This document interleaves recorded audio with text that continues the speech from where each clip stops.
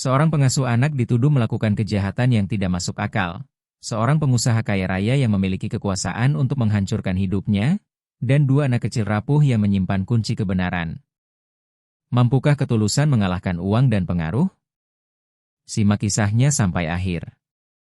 Jika kalian menyukai cerita seperti ini, jangan lupa subscribe channel Cerita Keluarga Drama karena kami menghadirkan 2 cerita baru setiap hari. Berikan like jika kalian menyukai kisah ini dan tuliskan di komentar dari kota mana kalian menonton. Selama bertahun-tahun, Larasati Prameswari bekerja di sebuah rumah mewah yang sunyi di kawasan Pondok Indah, Jakarta Selatan, milik pengusaha terkenal bernama Bagas Wiratama.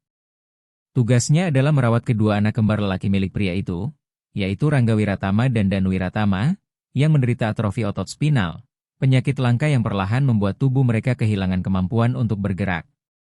Kedua anak itu hanya bisa bertahan hidup dengan obat terapi yang sangat mahal dan disimpan di ruang medis khusus dengan pengamanan ketat serta pengawasan BPJS Kesehatan dan asuransi swasta keluarga. Selama bertahun-tahun, Larasati Prameswari menjadi sosok yang sangat dekat dengan kedua anak itu. Ia menyuapi mereka, membantu mereka bergerak, bermain bersama mereka, bahkan berjaga sepanjang malam saat kondisi mereka memburuk. Ia bukan sekadar pekerja rumah tangga, melainkan bagian dari keluarga, atau setidaknya itulah yang ia percayai. Namun suatu pagi semuanya berubah. Bagas Wiratama memanggilnya ke ruang kerja pribadinya. Awalnya Larasati Prameswari mengira pembicaraan itu akan berkaitan dengan jadwal pengobatan baru atau pemeriksaan dokter untuk anak-anak, tetapi pria itu justru menatapnya dengan wajah dingin lalu menuduhnya mencuri obat milik kedua anak tersebut. Larasati Prameswari langsung terdiam syok. Dadanya berdebar begitu cepat hingga ia sulit bernapas. Tuduhan itu sama sekali tidak masuk akal baginya. Tangannya mulai gemetar ketika mencoba menjelaskan bahwa dirinya tidak pernah mengambil apapun. Dengan suara patah dan penuh air mata, ia terus memohon agar Bagas Wiratama mempercayainya, tetapi pria itu tetap tidak menunjukkan sedikitpun rasa iba. Dengan tatapan dingin tanpa emosi, ia mengatakan beberapa dosis obat hilang dan hanya Larasati Prameswari yang memiliki akses penuh ke ruang penyimpanan. Larasati Prameswari tahu betapa berharganya obat itu, tetapi ia tidak pernah memikirkan uang. Selama ini yang ada di hatinya hanyalah keselamatan Rangga Wiratama dan Danu Wiratama yang sudah ia cintai seperti anaknya sendiri. Ia mencoba menjelaskan bahwa mungkin ada kesalahan dalam penyimpanan atau seseorang lain masuk ke ruangan itu, tetapi Bagas Wiratama menolak mendengarkan. Dengan nada pelan namun mengintimidasi, pria itu berkata bahwa ia akan membuat Larasati Prameswari membayar semuanya. Suasana ruangan terasa seperti menutup dan menghimpit dirinya. Bagas Wiratama bangkit dari kursinya lalu berjalan mendekatinya sebelum berkata dengan suara rendah bahwa tidak akan ada seorang pun yang percaya pada dirinya karena ia hanyalah seorang pengasuh anak biasa sementara dirinya adalah pengusaha besar terkenal di Jakarta. Mata Larasati Prameswari dipenuhi air mata, tetapi ia berusaha tetap tegar sementara pikirannya mulai dipenuhi rasa takut dan kebingungan. Larasati Prameswari terus memikirkan siapa yang mungkin melakukan semua ini. Siapa yang tega menyakiti dua anak kecil yang lemah itu? Mengapa ada orang yang melakukan sesuatu sekejam ini? Ia mencoba mengingat apakah ada orang asing yang baru datang ke rumah, mungkin kurir, tamu, atau pekerja lain, tetapi pikirannya selalu kembali pada satu kenyataan bahwa selama ini ia sangat berhati-hati. Obat terapi itu selalu disimpan di lemari pendingin medis khusus di balik pintu elektronik yang terkunci rapat dan ia tidak pernah sekalipun melanggar prosedur. Membayangkan ada orang yang percaya dirinya mampu mencelakai Rangga Wiratama dan Danu Wiratama terasa begitu menyakitkan. Sementara Bagas Wiratama terus berbicara, Larasati Prameswari merasa dirinya semakin tenggelam. Kata-kata pria itu terasa tajam seperti pisau. Ia mengatakan bahwa 1 dosis obat saja bisa dijual di pasar gelap dengan harga ratusan juta rupiah. Ia menuduh Larasati Prameswari lebih memilih uang daripada nyawa kedua anak tersebut. Dada Larasati Prameswari terasa sesak luar biasa. Membayangkan kedua anak itu menderita karena orang-orang menganggap dirinya pencuri membuatnya ingin berteriak. Ia mencoba menjelaskan betapa besar rasa sayangnya kepada anak-anak itu dan bagaimana dirinya selalu ada untuk mereka dalam setiap keadaan. Tetapi semua itu tidak berarti apa-apa. Bagas Wiratama sudah mengambil keputusan. Ia mengatakan akan melaporkan semuanya kepada polisi dan mulai membicarakan kantor polisi. pengacara, serta penjara. Larasati Prameswari merasa benar-benar tidak berdaya. Kata-katanya seperti tidak terlihat dan suaranya tidak lagi memiliki arti. Pikirannya kembali pada malam-malam panjang saat ia duduk di samping tempat tidur kedua anak itu sambil menggenggam tangan mereka ketika mereka tidak bisa tidur. Ia teringat senyum kecil mereka saat dirinya membuat mereka tertawa atau membawakan buku cerita favorit mereka. Kedua anak itu bukan sekadar pekerjaan baginya, mereka adalah hidupnya. Ia pernah berada di sana ketika salah satu dari mereka hampir berhenti bernapas. Ia belajar menggunakan berbagai alat medis dan menenangkan mereka ketika ketakutan. Namun sekarang semua pengorbanan itu seperti dihapus begitu saja oleh sebuah tuduhan. Larasati Prameswari tahu dirinya tidak bersalah, tetapi ia juga tahu bahwa menjadi tidak bersalah tidak selalu cukup, terutama ketika harus melawan pria seperti Bagas Wiratama yang namanya sangat berpengaruh di Jakarta. Kekayaan dan status pria itu memberinya kekuasaan yang tidak mungkin bisa dilawan oleh dirinya. Hal yang paling menyakitkan bukanlah ancaman penjara atau rusaknya reputasi, melainkan kemungkinan bahwa Rangga Wiratama dan Danu Wiratama akan percaya dirinya telah mengkhianati mereka. Selama bertahun-tahun ia mendapatkan kepercayaan mereka dan tidak pernah sekalipun mengecewakan mereka. Tetapi sekarang mereka bisa saja percaya bahwa dirinya mencuri satu-satunya harapan hidup mereka. Pikiran itu terasa tidak tertahankan. Ia bahkan tidak sanggup membayangkan menatap mata mereka dan melihat rasa takut atau kecewa di sana. Ia merasa telah kehilangan segalanya, tetapi jauh di dalam dirinya ia tahu bahwa dirinya harus terus melawan. Ia tidak boleh membiarkan semuanya berakhir seperti ini. Ia harus menemukan cara untuk membuktikan dirinya tidak bersalah. Namun pada saat itu, berdiri di ruang kerja milik Bagas Wiratama, yang bisa ia lakukan hanyalah kembali menyangkal tuduhan itu dengan mata penuh air mata dan suara gemetar. Percakapan itu berakhir ketika Bagas Wiratama memberinya peringatan terakhir. Dengan suara dingin pria itu mengatakan agar dirinya bersiap menghadapi apa yang akan datang karena para pengacaranya akan segera menghubunginya. Setelah mengatakan itu, pria tersebut langsung membalikkan badan meninggalkannya. Larasati Prameswari berdiri membeku beberapa saat sebelum akhirnya berjalan perlahan keluar dari ruangan. Kakinya terasa lemas, tetapi ia tetap memaksa dirinya melangkah. Ia melewati lorong rumah yang sangat dikenalnya, lorong yang dipenuhi begitu banyak kenangan bersama kedua anak itu. Ketika sampai di pintu utama, ia sempat menoleh ke arah tangga yang menuju kamar Rangga Wiratama dan Danu Wiratama. Ia ingin menemui mereka, menjelaskan semuanya, memeluk mereka sekali lagi, tetapi ia tidak bisa. Ia pergi tanpa tahu apakah dirinya akan pernah kembali lagi ke rumah itu. Rasa sakit karena dituduh tidak sebanding dengan rasa sakit karena dianggap sebagai perempuan yang hampir menyebabkan kematian dua anak yang sangat ia cintai seperti anak kandungnya sendiri. Beberapa hari kemudian, Larasati Prameswari duduk diam di bangku kayu panjang di ruang sidang Pengadilan Negeri Jakarta Selatan. Tangannya berada di pangkuannya sambil sedikit gemetar. Ia mengenakan pakaian paling sederhana yang dimilikinya, pakaian yang biasa ia gunakan saat merawat kedua anak itu. Di sekelilingnya udara terasa berat dan setiap suara kecil terdengar terlalu keras di telinganya. Di sisi lain ruang sidang, pintu besar terbuka dan Bagas Wiratama masuk dengan langkah penuh percaya diri. Ia mengenakan jas hitam mahal dan diikuti dua pengacara serta dua pria bertubuh besar yang tampak seperti pengawal pribadi. Cara berjalannya menunjukkan seolah dirinya sudah mengetahui hasil sidang bahkan sebelum semuanya dimulai. Orang-orang di ruang sidang langsung menoleh kepadanya. Beberapa mengangguk hormat, beberapa lainnya berbisik pelan. Tidak seorang pun memperhatikan Larasati Prameswari. Ketika hakim memasuki ruangan, semua orang berdiri dan persidangan pun dimulai. Larasati Prameswari mencoba menenangkan dirinya, tetapi jantungnya berdetak terlalu cepat. Ia benar-benar sendirian tanpa pengacara maupun siapapun di sisinya. Itu adalah dirinya melawan seorang pria kaya dan berkuasa di hadapan ruang sidang yang tampaknya sudah yakin bahwa dirinya bersalah.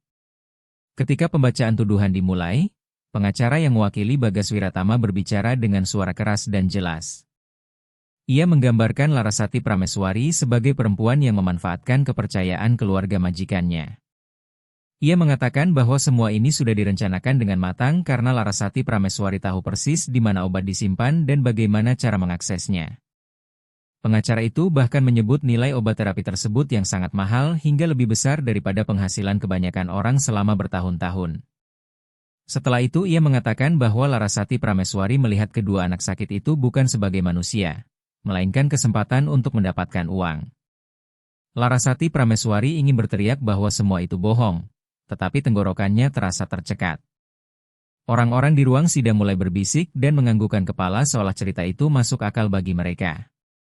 Jaksa kemudian melanjutkan bahwa Larasati Prameswari mencuri obat itu untuk dijual kepada pembeli di pasar gelap.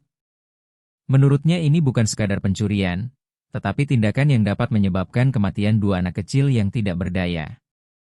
Para wartawan di ruangan sibuk mencatat dan memotret.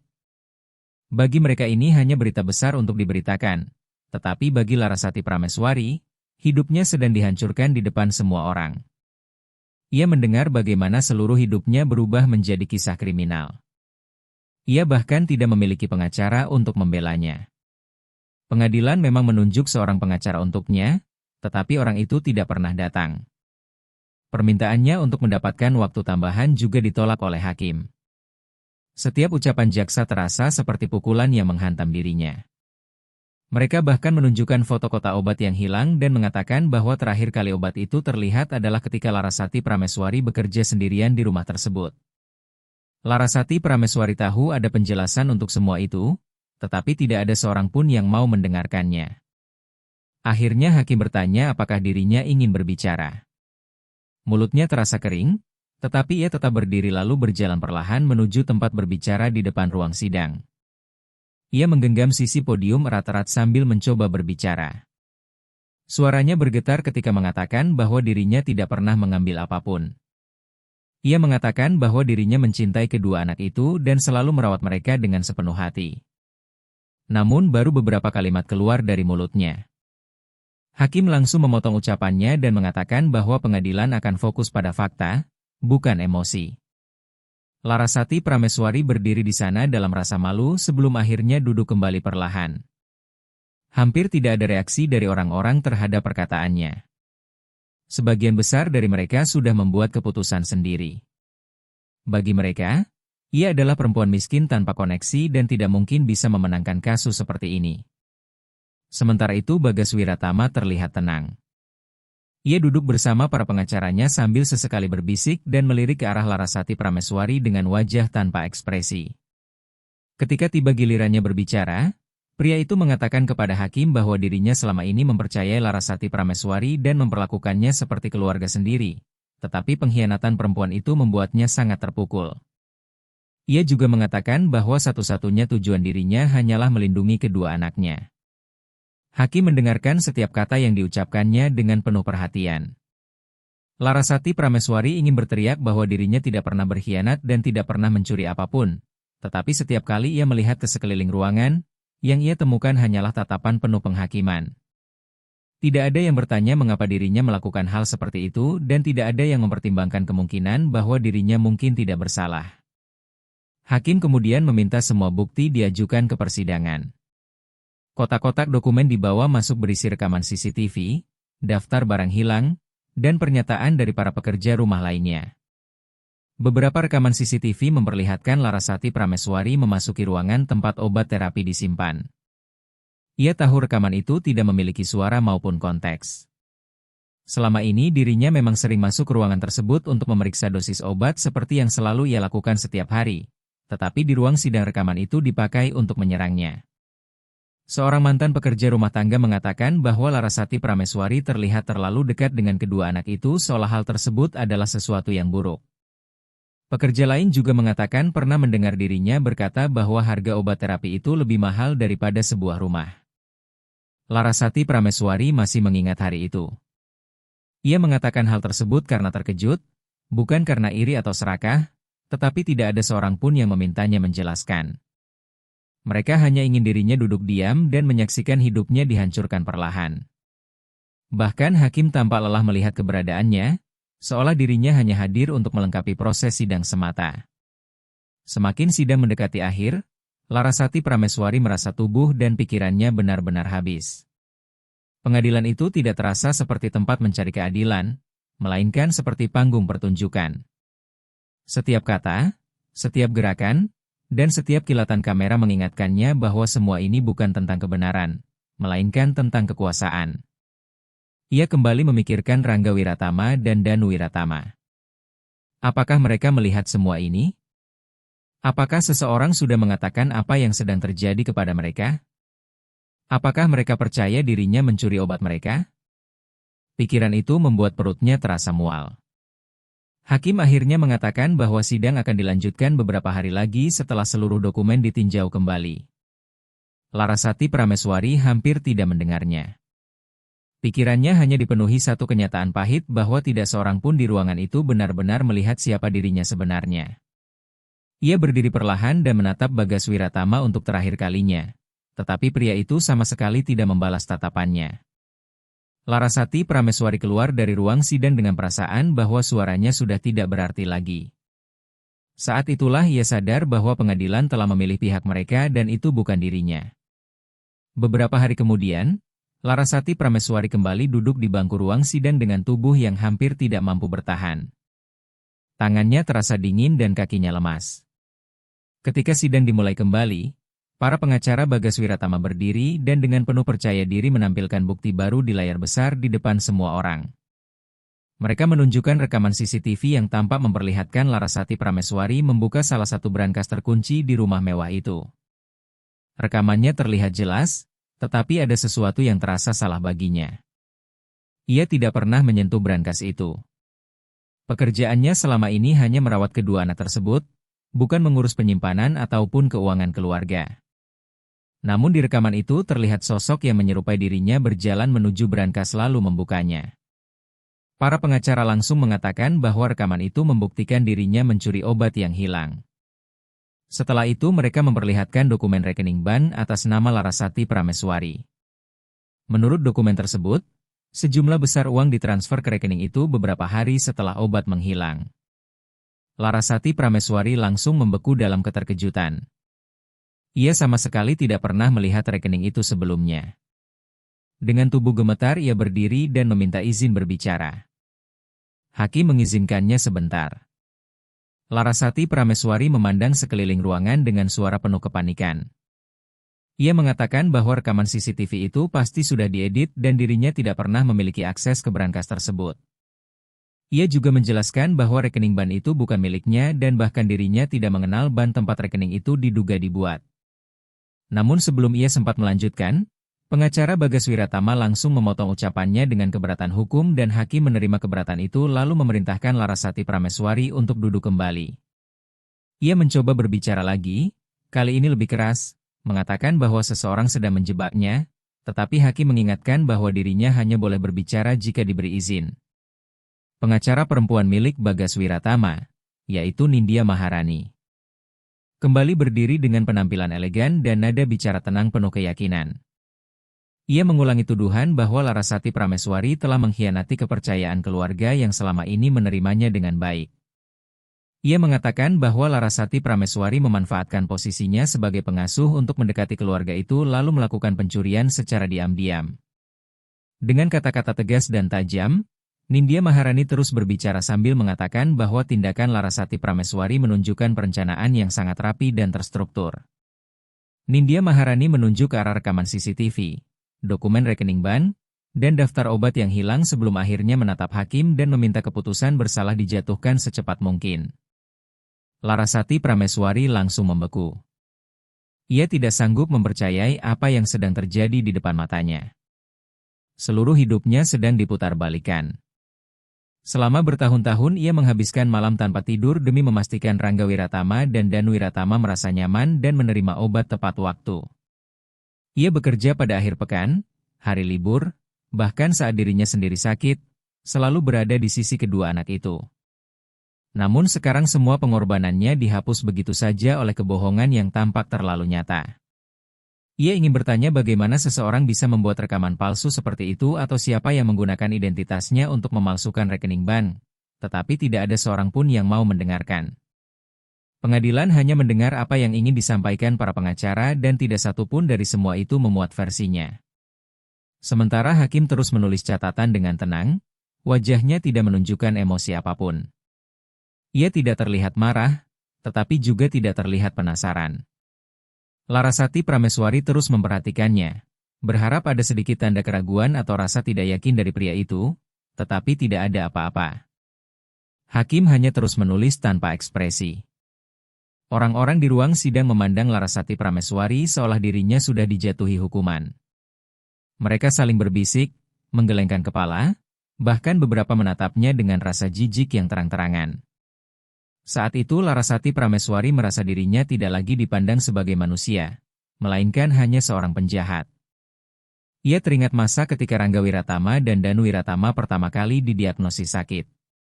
Ia menghabiskan waktu berhari-hari untuk mempelajari cara menggunakan alat medis mereka, memahami gejala-gejalanya, dan menenangkan mereka saat menangis ketakutan.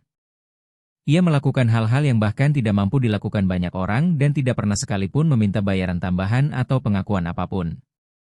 Ia hanya ingin kedua anak itu merasa aman.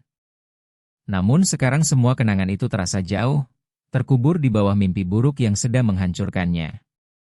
Larasati Prameswari memandang ke arah belakang ruang sidang, seolah berharap kedua anak itu tiba-tiba muncul atau seseorang yang mengetahui kebenaran berdiri untuk membelanya, tetapi pintu tetap tertutup dan tidak ada seorang pun datang menolong. Dadanya terasa sesak. Ia teringat malam ketika salah satu anak itu demam tinggi dan tidak bisa tidur. Ia menyanyikan lagu pelan sambil mengusap kepala anak itu sampai akhirnya tertidur tenang. Ia juga teringat saat mereka menggambar bersama dan mulai memanggil dirinya dengan sebutan Tante Ana. Semua momen itu adalah bagian paling nyata dalam hidupnya. Tetapi sekarang di depan orang-orang asing semua itu tidak berarti apa-apa. Para pengacara berbicara dengan penuh keyakinan, bukti-bukti terlihat sangat meyakinkan, dan hakim tidak mengajukan satu pertanyaan pun. Larasati Prameswari tidak memiliki apa-apa selain kata-katanya sendiri dan tidak ada seorang pun di ruangan itu yang tertarik mendengarnya. Ia mengusap air matanya lalu memilih diam sambil berusaha menahan tangis meskipun seluruh dirinya terasa runtuh perlahan. Hakim kembali melihat dokumen-dokumen itu sebelum akhirnya mengatakan bahwa pengadilan akan beristirahat sejenak sebelum melanjutkan sidang. Orang-orang mulai berdiri dan meregangkan tubuh mereka. Sebagian keluar untuk berbicara dengan wartawan yang sudah menunggu di luar gedung pengadilan. Larasati Prameswari tetap duduk di tempatnya sambil menatap lantai. Ia merasa hancur, bukan hanya karena tuduhan itu, tetapi juga karena semua orang begitu mudah berbalik melawannya. Ia hanyalah satu orang biasa sementara mereka begitu banyak, memiliki uang, kekuasaan, dan pengaruh besar. Ia tidak memiliki semua itu, bahkan tidak memiliki pembela yang layak. Rekaman palsu, rekening bank palsu, dan tatapan dingin orang-orang terasa seperti dinding yang perlahan menutup dirinya. Meskipun ia mengetahui kebenaran, ia mulai merasa bahwa kebenaran tidak lagi penting. Ia memeluk tubuhnya sendiri sambil mencoba tetap tenang. Satu-satunya hal yang terus memenuhi pikirannya hanyalah kedua anak itu. Ia mencintai mereka seperti anak kandung sendiri, tetapi sekarang semua rasa cinta itu terasa tidak berarti di hadapan kebohongan yang dirancang dengan sangat sempurna. Setelah sidang berakhir sementara, Larasati Prameswari duduk sendirian di apartemen kecilnya di kawasan Duren Sawit, Jakarta Timur, dengan punggung bersandar pada dinding dingin dapur sambil mencoba menahan rasa putus asa yang perlahan menghancurkan dirinya. Apartemen kecil itu begitu sunyi, tetapi pikiran di dalam kepala Larasati Prameswari terasa sangat bising. Air mata terus mengalir di wajahnya saat ia memeluk lututnya erat di sudut dapur. Ia baru saja pulang dari pengadilan tempat hari pertama persidangan berakhir dengan cara yang paling buruk. Semuanya terasa melawannya. Kini dalam kesunyian rumahnya sendiri, rasa sakit itu menghantam jauh lebih keras. Ia menangis sampai tubuhnya terasa sakit dan lemah. Setiap bagian dari dirinya terasa hancur. Bayangan tentang Rangga Wiratama dan Danu Wiratama terus memenuhi pikirannya. Bagaimana tangan kecil mereka menggenggam jemarinya? Bagaimana mereka tersenyum setiap kali dirinya masuk ke kamar, dan bagaimana suatu hari mereka pernah memanggilnya Mama Ana tanpa ragu sedikit pun. Sebutan itu bukan sekadar panggilan manis baginya. Itu berarti mereka percaya dan mencintainya. Namun sekarang seluruh dunia percaya bahwa dirinya telah mengkhianati mereka. Rasa sakit dari pikiran itu hampir tidak sanggup ia tanggung. Larasati Prameswari berdiri perlahan lalu berjalan menuju rak kecil tempat ia menyimpan foto kedua anak itu. Foto tersebut diambil saat pesta ulang tahun mereka. Rangga Wiratama dan Danu Wiratama mengenakan kaos yang sama sambil tersenyum meskipun kondisi tubuh mereka lemah. Ia memandangi foto itu lama sekali. Bukan hanya kebebasannya yang sedang terancam sekarang, tetapi juga kenangan dirinya di hati kedua anak yang telah ia besarkan seperti seorang ibu. Jika pengadilan menyatakan dirinya bersalah, mereka bisa tumbuh dengan keyakinan bahwa dirinya menjual obat mereka demi uang. Pikiran itu menghantam dirinya lebih kuat daripada apapun. Bagaimana kedua anak itu bisa memahami kebenaran jika semua orang di sekitar mereka hanya mengatakan kebohongan? Larasati Prameswari menghapus air matanya lalu duduk di meja kecil apartemennya. Ia tidak memiliki pengacara, tidak memiliki uang, dan tidak ada seorang pun datang membantunya. Pengadilan sudah memilih pihak mereka. Berita-berita di televisi dan internet penuh dengan judul yang menyebut dirinya pencuri. Orang-orang di jalan berbisik ketika melihat dirinya. Telepon genggamnya terus bergetar oleh notifikasi yang bahkan tidak ingin ia baca. Ia sudah melihat terlalu banyak komentar dari orang asing di internet yang menyebut dirinya perempuan jahat, tidak punya hati. Bahkan ada yang mengatakan dirinya pantas dipenjara seumur hidup. Ia ingin berteriak bahwa semua itu tidak benar, bahwa dirinya sudah memberikan seluruh hidupnya demi merawat kedua anak itu. Namun apa yang bisa ia lakukan? Ia tidak memiliki bukti dan tidak ada seorang pun yang ingin mendengar versinya. Suaranya seolah sudah tidak berarti lagi. Semakin lama ia berpikir, semakin besar keinginan untuk menyerah. Mungkin akan lebih mudah jika dirinya menghilang. Mungkin dirinya harus berhenti melawan. Setidaknya dengan begitu tekanan, rasa malu, dan kesepian ini akan berakhir. Larasati Prameswari berjalan menuju jendela lalu memandang jalanan gelap di luar apartemen. Malam itu sangat tenang, tetapi pikirannya terus bergerak kacau. Mampukah dirinya hidup dengan kenyataan bahwa suatu hari Rangga Wiratama dan Danu Wiratama bisa membencinya? Mampukah ia membiarkan semuanya berakhir seperti ini? Ia kembali duduk dan memejamkan mata. Kenangan-kenangan itu berputar seperti film di dalam pikirannya. Ia teringat malam-malam panjang saat memeluk salah satu anak itu yang menangis kesakitan. Ia teringat bagaimana dirinya belajar mengatur alat medis mereka dan tetap tenang dalam keadaan darurat. Ia teringat bagaimana mereka tertidur di pundaknya setelah hari yang melelahkan. Semua itu adalah momen nyata yang dipenuhi cinta dan pengorbanan. Itu bukan sekadar pekerjaan, melainkan ikatan keluarga yang sesungguhnya. Pikiran bahwa kedua anak itu akan diberitahu bahwa dirinya tidak pernah peduli kepada mereka membuat tubuh Larasati Prameswari terasa lemas. Ia mengepalkan kedua tangannya erat. Ia tidak bisa membiarkan hal itu terjadi. Meskipun seluruh dunia meninggalkannya, dirinya tidak boleh meninggalkan kedua anak itu. Mereka pantas mengetahui kebenaran. Ia harus terus berjuang bukan hanya demi dirinya sendiri, tetapi demi kesempatan agar suatu hari nanti Rangga Wiratama dan Danu Wiratama memahami apa yang sebenarnya terjadi. Pikiran itu memberi sedikit kekuatan baru di dalam dirinya. Larasati Prameswari berdiri lalu berjalan menuju cermin di lorong apartemen. Wajahnya terlihat lelah dan jauh lebih tua dari yang ia ingat. Matanya merah dan bengkak karena terlalu banyak menangis. Pakaiannya terlihat longgar akibat stres dan kurang tidur yang terus menghancurkan tubuhnya. Namun di balik semua kelelahan dan kehancuran itu, Larasati Prameswari melihat sesuatu yang lain di dalam dirinya. Ia melihat seseorang yang tetap peduli ketika tidak ada orang lain yang melakukannya. Ia melihat sosok yang bertahan melewati malam-malam paling berat. Sosok itu tidak lari dan tidak menyerah. Larasati Prameswari menatap dirinya sendiri di cermin lalu berbisik pelan, "Saya tidak bersalah." Ia mengulanginya berkali-kali sampai suaranya mulai terdengar kuat dan tegas. Rasa sakit itu memang belum hilang. Ketakutan masih ada, tetapi kini ada sesuatu yang lebih kuat daripada semua itu, yaitu alasan untuk terus bertahan. Ia kembali ke meja kecil apartemennya, menarik napas panjang, lalu mengambil keputusan. Ia akan kembali ke pengadilan dan menghadapi hakim, para pengacara, kerumunan orang, bahkan Bagas Wiratama sekali lagi karena menyerah bukan lagi pilihan baginya. Keesokan paginya, Larasati Prameswari bangun sebelum matahari terbit. Tubuhnya terasa berat, tetapi ia memaksa dirinya bersiap. Ia tidak memiliki pakaian elegan untuk dipakai, jadi ia kembali mengenakan seragam kerjanya yang biasa. Seragam yang selalu ia gunakan saat merawat Rangga Wiratama dan Danu Wiratama. Seragam itu mengingatkannya pada siapa dirinya sebenarnya. Ia memasukkan beberapa dokumen dan catatan yang pernah ditulisnya ke dalam tas lalu membawa foto kedua anak itu bersamanya. Ketika keluar dari apartemen, jalanan Jakarta masih sepi. Ia menaiki bus menuju Pengadilan Negeri Jakarta Selatan lalu duduk di kursi paling belakang sambil terus memandang keluar jendela. Ia tahu apa yang mungkin terjadi. Ia sadar ada kemungkinan dirinya akan dipenjara langsung di ruang sidang hari itu.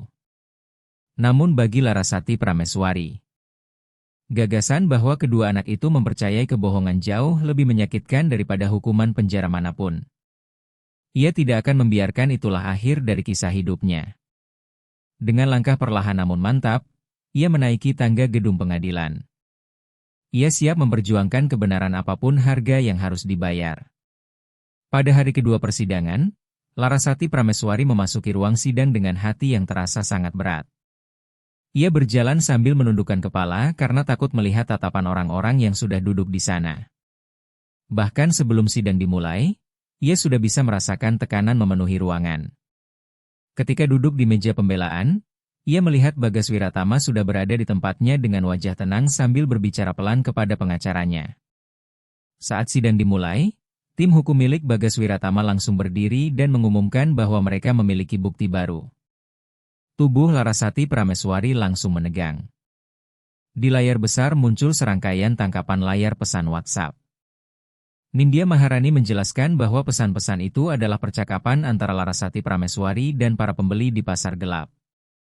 Isi pesan tersebut memperlihatkan pembicaraan tentang harga, jadwal pengambilan, dan obat terapi yang hilang. Wajah Larasati Prameswari langsung pucat. Ia belum pernah melihat pesan-pesan itu sebelumnya. Semua itu palsu, tetapi menggunakan nama dan nomor telepon miliknya. Semuanya terlihat sangat nyata. Hakim membungkukkan tubuh ke depan sambil menulis catatan, sementara orang-orang di belakang mulai berbisik penuh jijik.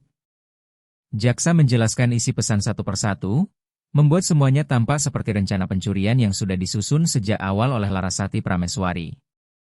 Pesan-pesan itu begitu detail dengan kalimat seperti barang siap dikirim dan dosisnya sama seperti yang kita bahas sebelumnya. Larasati Prameswari hanya bisa duduk terpaku. Ia tidak mengerti bagaimana seseorang bisa memalsukan bukti sedetail itu. Ia mencoba berbicara dan mengatakan semua itu bohong, tetapi hakim mengingatkannya untuk menunggu giliran. Orang-orang di ruang sidang terlihat semakin marah. Sebagian menggeleng kecewa dan sebagian lagi berbisik kasar tentang dirinya. Larasati Prameswari memandang sekeliling ruangan dan kembali merasa benar-benar sendirian. Tangannya menggenggam erat pinggir meja hingga gemetar. Di depannya, Bagas Wiratama memperhatikan semuanya dalam diam. Namun kemudian ia melihat sesuatu yang membuat dadanya semakin sesak. Sebuah senyum kecil muncul di sudut bibir pria itu. Ia tidak perlu mengatakan apa-apa karena ekspresinya sudah menunjukkan bahwa dirinya merasa telah menang. Larasati Prameswari menundukkan kepala sambil menelan rasa sakit di tenggorokannya. Ia mulai sadar betapa buruk keadaan yang sedang dihadapinya. Ia tidak memiliki bukti untuk membela diri, tidak memiliki pengacara yang mendampinginya, dan tidak ada ahli yang bisa membuktikan bahwa pesan-pesan itu palsu. Suaranya saja tidak cukup untuk membuktikan apapun. Larasati Prameswari hanya duduk diam sementara hakim mulai mengajukan pertanyaan, tetapi hampir semua pertanyaan itu dijawab oleh tim hukum milik Bagas Wiratama. Di dalam kepalanya ia terus berpikir apakah masih ada cara untuk membuktikan bahwa pesan-pesan itu palsu. Telepon genggam lamanya rusak beberapa minggu sebelum persidangan dan ia sudah menggantinya, membuat banyak data serta riwayat pesan lama hilang. Ruang sidang terasa semakin dingin. Wajah hakim berubah semakin serius dan beberapa kali ia mengangguk menyetujui pernyataan jaksa. Pengadilan itu terasa seperti dinding yang perlahan menutup dirinya. Larasati Prameswari kembali merasakan kepanikan yang sama seperti hari pertama sidang. Ketakutan besar bahwa semua yang ia kenal dan semua yang ia cintai akan direnggut darinya. Orang-orang di ruang sidang kini tampak semakin yakin dirinya bersalah. Tatapan mereka menunjukkan hal itu dengan jelas. Semua memandangnya seperti seorang penjahat yang hanya menunggu hukuman dijatuhkan. Ia merasa sedang kalah dalam pertarungan ini lalu tanpa sadar kembali melirik ke arah Bagas Wiratama. Pria itu sedang merapikan dasinya dengan tenang, percaya diri, dan kini terlihat sangat puas. Bukti-bukti palsu itu berhasil menjalankan tugasnya dan Larasati Prameswari bisa melihatnya jelas dari wajah pria tersebut. Ia mulai bertanya-tanya seberapa jauh Bagas Wiratama telah melangkah untuk menghancurkan dirinya. Rekaman CCTV, rekening bank palsu, dan sekarang pesan WhatsApp palsu. Semua itu pasti bagian dari rencana yang sangat terorganisir. Sekali lagi ia bertanya di dalam hati, mengapa? Mengapa pria seperti Bagas Wiratama rela melakukan sejauh ini hanya untuk menghancurkan dirinya? Apakah semua ini hanya soal kekuasaan dan membuktikan bahwa tidak ada seorang pun yang bisa menentangnya? Ataukah ada rahasia lain yang sedang disembunyikan? Larasati Prameswari tidak memiliki jawaban, hanya rasa takut dan keputusasaan yang semakin berat di dalam dadanya. Ia tidak ingin menangis, terutama di depan semua orang, tetapi matanya mulai dipenuhi air mata. Ia mencoba menarik napas perlahan. Satu-satunya kekuatan yang masih dimilikinya berasal dari alasan mengapa dirinya tetap bertahan sampai sekarang. Kebenaran itu penting. Meskipun tidak ada seorang pun yang percaya padanya, ia harus tetap bertahan. Bahkan jika dirinya keluar dari ruang sidang dengan tangan diborgol, ia tidak boleh berhenti berjuang. Lalu sesuatu yang sama sekali tidak terduga terjadi. Tepat ketika hakim hendak melanjutkan sidang, pintu belakang ruang pengadilan perlahan terbuka. Semua orang langsung menoleh ke arah suara itu. Selama beberapa detik tidak ada yang mengerti apa yang sedang terjadi. Kemudian suara napas kaget mulai terdengar di seluruh ruangan. Yang masuk melalui pintu itu adalah Rangga Wiratama dan Danu Wiratama. Rangga Wiratama memegang alat bantu jalannya sambil berusaha menggerakkan kedua kakinya perlahan ke depan. Wajahnya tampak gugup, tetapi penuh tekad. Setiap langkah yang ia ambil sangat lambat dan hati-hati. Di sampingnya, Danu Wiratama masuk menggunakan kursi roda elektrik sambil bergerak menuju bagian depan ruang sidang. Mereka mengenakan pakaian sederhana dan mata mereka langsung menyapu seluruh ruangan sampai akhirnya menemukan Larasati Prameswari. Seketika seluruh ruang sidang menjadi sunyi. Suara bisikan, ketegangan, dan keributan mendadak menghilang. Bahkan hakim berhenti menulis. Kehadiran kedua anak itu mengubah segalanya. Tidak seorang pun menyangka mereka akan datang. Semua orang bisa melihat betapa besar usaha yang harus mereka lakukan hanya untuk hadir di pengadilan hari itu. Setiap gerakan mereka berbicara lebih keras daripada semua kesaksian di ruangan itu. Mulut Larasati Prameswari terbuka dalam keterkejutan dan tubuhnya membeku. Tidak ada seorang pun memberitahunya bahwa kedua anak itu akan datang. Ia sama sekali tidak tahu. Melihat mereka berada di tengah ruang sidang menghantam hatinya dengan cara yang sangat berbeda. Itu bukan hanya rasa cinta atau kesedihan, melainkan pukulan emosional mendalam yang kembali mengingatkannya mengapa dirinya memilih terus bertahan sampai sekarang. Kerumunan orang di ruang sidang benar-benar diam. Bahkan Bagas Wiratama terlihat terkejut untuk pertama kalinya sejak persidangan dimulai. Ia membungkukkan tubuh ke depan dan senyum kecil di wajahnya langsung menghilang. Kedua anak itu tidak mengatakan apa-apa karena mereka tidak perlu mengucapkan apapun. Kehadiran mereka saja sudah menjelaskan segalanya. Itu menunjukkan kepada semua orang siapa yang mereka percaya dan di sisi siapa mereka ingin berada. Fakta bahwa satu anak berjalan melawan rasa sakit sementara yang lain memaksa dirinya datang dengan kursi roda berbicara jauh lebih kuat daripada semua tuduhan para pengacara. Larasati Prameswari bisa merasakan perubahan suasana di ruang sidang. Untuk pertama kalinya setelah berhari-hari, ia merasa akhirnya ada seseorang yang benar-benar mendengarnya dan semua itu terjadi karena kedua anak itu datang. Dengan usaha besar, Rangga Wiratama dan Danu Wiratama perlahan bergerak menuju bagian depan ruang sidang ke arah Larasati Prameswari. Semua mata mengikuti langkah Rangga Wiratama dan Danu Wiratama dalam keheningan total. Dengan alat bantu jalannya, Rangga Wiratama menyeret salah satu kakinya sedikit demi sedikit sambil menggenggam pegangan alat itu erat-erat hingga kedua lengannya gemetar karena menahan tenaga. Di sampingnya, Danu Wiratama terus bergerak maju menggunakan kursi roda elektrik sambil menjaga jarak tetap dekat dengan saudara kembarnya. Mereka tidak bisa berjalan cepat. Setiap langkah dan gerakan membutuhkan tenaga besar, tetapi mereka terus maju tanpa berhenti. Ruang sidang benar-benar membeku. Tidak ada bisikan, tidak ada suara, tidak ada gerakan. Ketika akhirnya mereka sampai di depan Larasati Prameswari, kedua anak itu langsung mendekat kepadanya.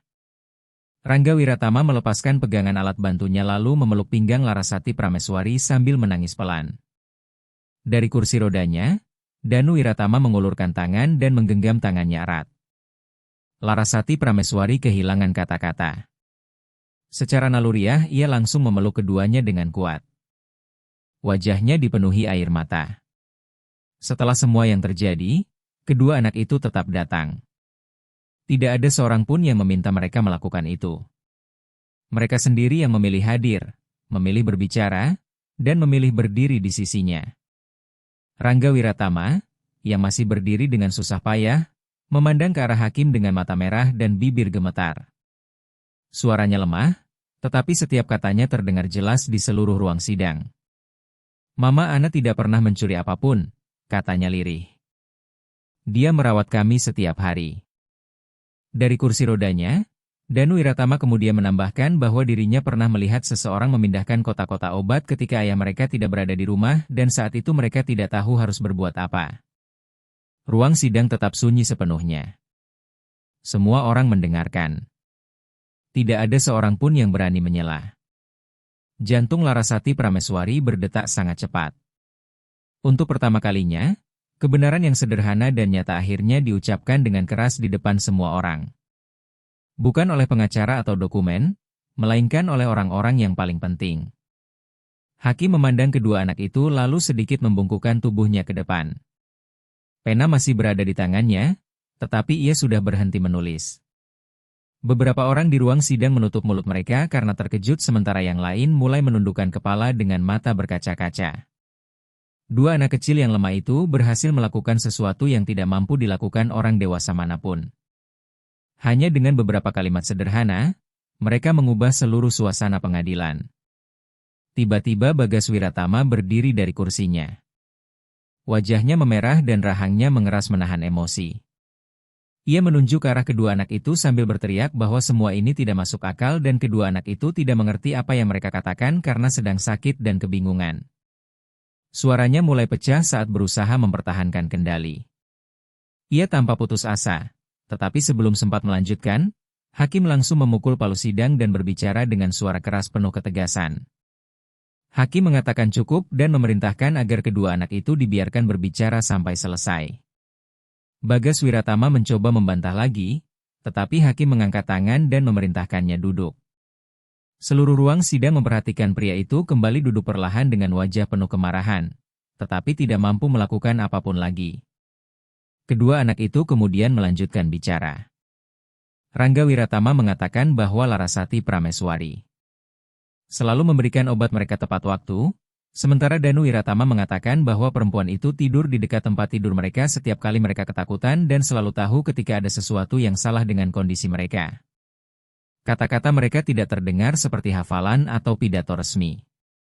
Mereka hanya mengatakan kebenaran sederhana yang mereka alami setiap hari. Dan kebenaran itu menembus semua kebohongan dengan cara yang tidak mampu dilakukan bukti manapun. Orang-orang yang sebelumnya berbisik penuh keyakinan tentang kesalahan Larasati Prameswari kini hanya diam mendengarkan. Sebagian mengusap air mata mereka dan sebagian lain hanya memandangi kedua anak itu tanpa mampu mengalihkan pandangan. Yang membuat semua orang tersentuh bukan hanya apa yang mereka katakan, tetapi apa yang mereka lakukan. Datang ke pengadilan bukan hal mudah bagi mereka. Tubuh mereka lemah dan hidup mereka penuh rasa sakit, tetapi mereka tetap datang. Mereka memilih membela Larasati Prameswari ketika tidak ada seorang pun yang mau melakukannya. Tindakan itu jauh lebih kuat daripada semua argumen pengacara dan seluruh bukti palsu yang ditampilkan di ruang sidang. Kedua anak itu mengenal Larasati Prameswari lebih baik daripada siapapun. Mereka hidup bersamanya, bergantung padanya, mempercayainya, dan mencintainya sampai berani menghadapi ruangan penuh orang asing dan ayah mereka sendiri yang memiliki kekuasaan besar. Keberanian seperti itu tidak bisa dipalsukan dan tidak bisa dibeli. Itu nyata. Dan untuk pertama kalinya sejak persidangan dimulai, Larasati Prameswari tidak lagi merasa sendirian. Larasati Prameswari memeluk Rangga Wiratama dan Danu Wiratama erat lalu mencium kepala mereka berkali-kali.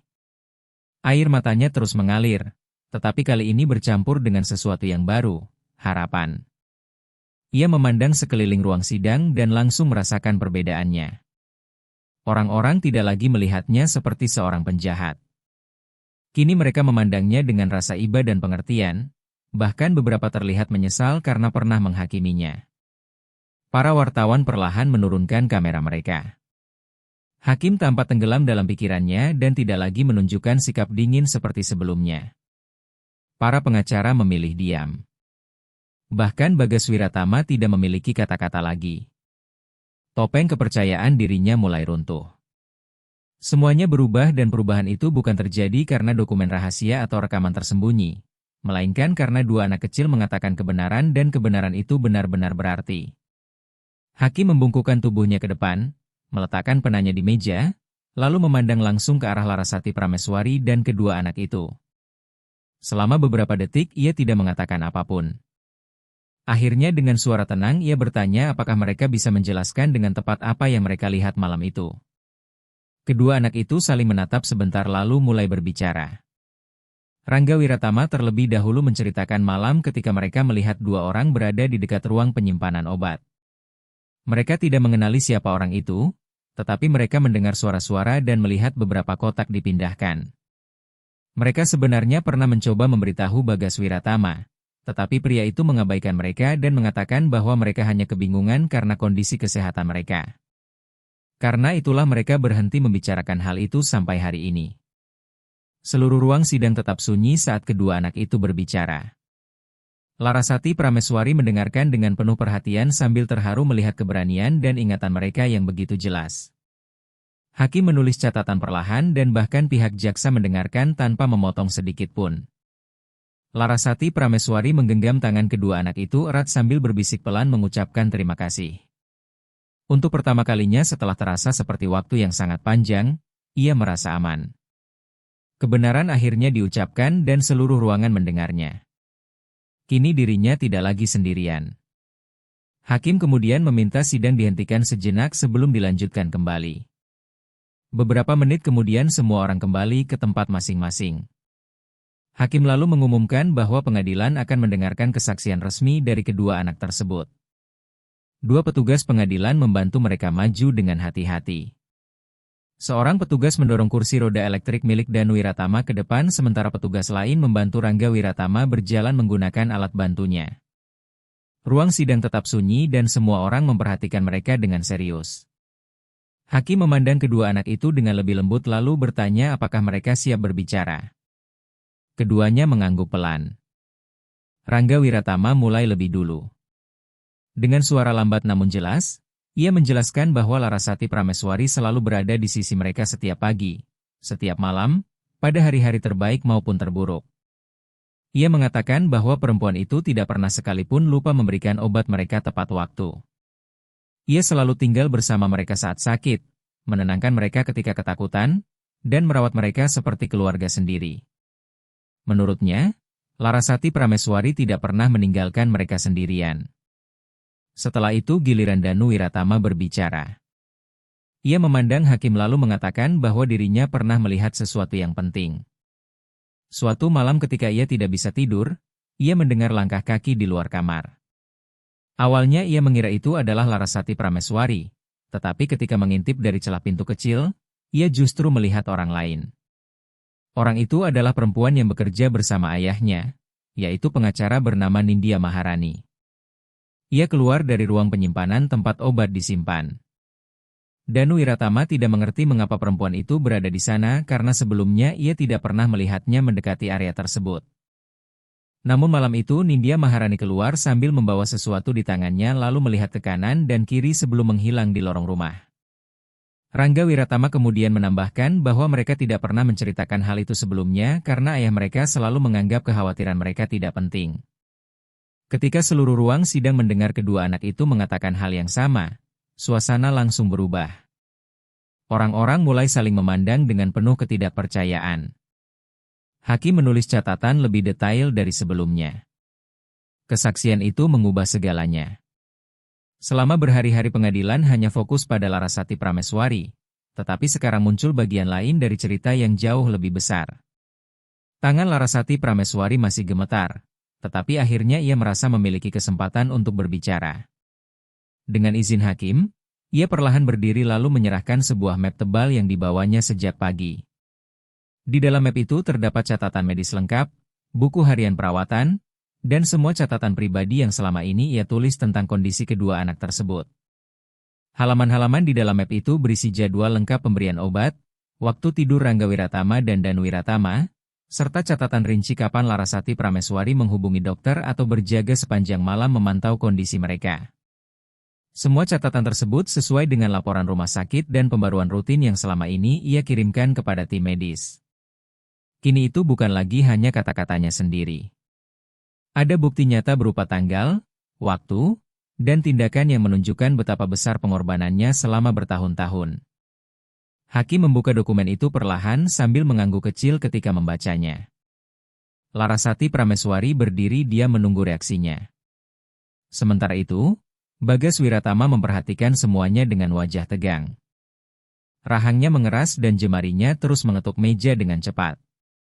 Ketika hakim bertanya apakah pihak jaksa ingin memberikan tanggapan, Bagas Wiratama langsung berdiri bahkan tanpa menunggu pengacaranya berbicara terlebih dahulu, sesuatu yang belum pernah ia lakukan sebelumnya. Ia menunjuk ke arah Larasati Prameswari sambil meninggikan suara dan mengatakan bahwa perempuan itu sedang memanipulasi semua orang, termasuk kedua anaknya sendiri. Ia menuduh Larasati Prameswari mencuci otak mereka dan memanfaatkan penyakit mereka demi mendapatkan simpati. Ia juga mengatakan bahwa kedua anak itu tidak mengerti apa yang mereka katakan dan jelas sudah diarahkan sebelumnya. Setelah itu ia memandang sekeliling ruang sidang seolah mencari dukungan, tetapi reaksi orang-orang kini berbeda. Tidak ada lagi tatapan percaya kepadanya. Beberapa orang justru menggeleng pelan sementara yang lain menundukkan kepala dengan ekspresi ragu. Larasati Prameswari tetap tenang dan tidak menanggapi satupun tuduhan itu. Hakim membiarkan Bagas Wiratama berbicara beberapa saat sebelum akhirnya memintanya duduk kembali. Setelah itu, Hakim mengatakan kepada seluruh ruang sidang bahwa kesaksian baru dan seluruh dokumen yang diberikan harus ditinjau dengan sangat hati-hati.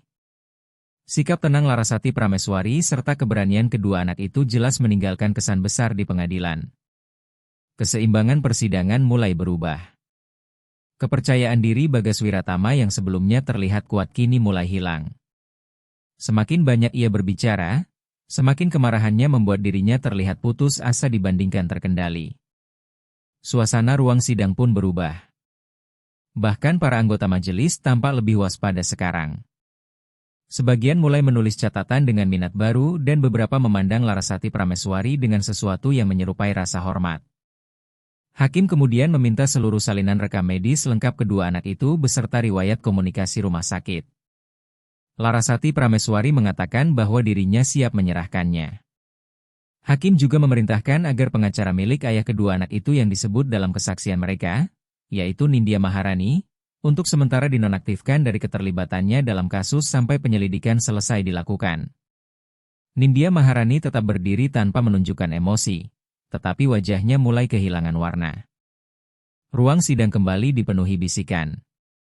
Untuk pertama kalinya, kemungkinan bahwa seluruh tuduhan terhadap Larasati Prameswari adalah bagian dari rencana besar tidak lagi terdengar mustahil. Kedua anak itu tidak memiliki alasan untuk berbohong. Mereka tidak memahami strategi hukum ataupun permainan pengadilan. Mereka hanya mengatakan apa yang benar-benar mereka lihat. Larasati Prameswari, yang selama berhari-hari diperlakukan seperti penjahat, kini mulai terlihat sebagai seseorang yang layak didengar.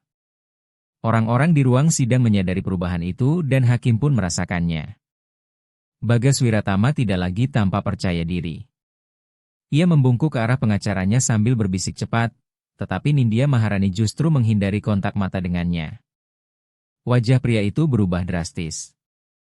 Ekspresi tenang yang sebelumnya ia pertahankan kini digantikan rasa frustrasi yang jelas terlihat.